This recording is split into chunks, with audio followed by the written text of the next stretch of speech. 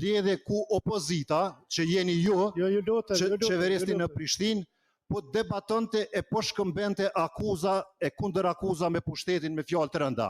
Mirë po atje, pushteti, edhe pse për ndryshim nga ju, i ka mbi 50%, nuk ja unali mikrofonat opozitës.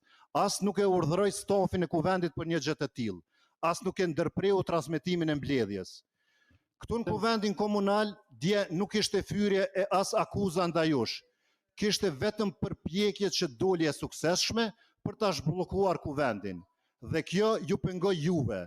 Dhe për këtë shkak i ndërmorët ato veprime që na kujtojnë shekullin e kaluar dhe një regjim tjetër. Është shumë e qartë se dallimi është në mendësi. Një natë më herët, në një televizion me frekuenca kombëtare, nënkryetari komunës thotë, po citoj, nesër do të ketë zhvillime interesante në kuvendin komunal.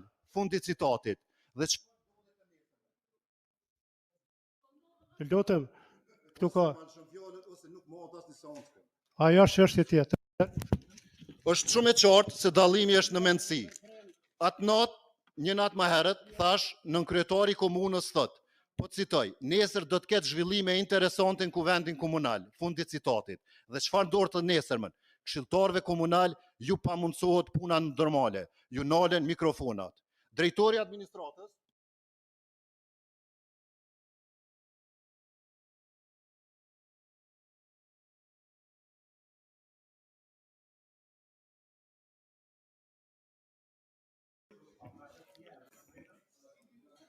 Të nderuar asamblejist, të nderuar media, të nderuar drejtor, nënkryetare, i nderuar prof, zoti kryesues sot.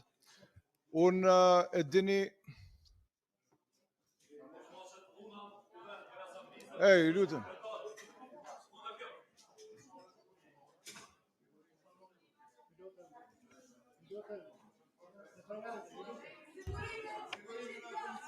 Ju lutem në përvende.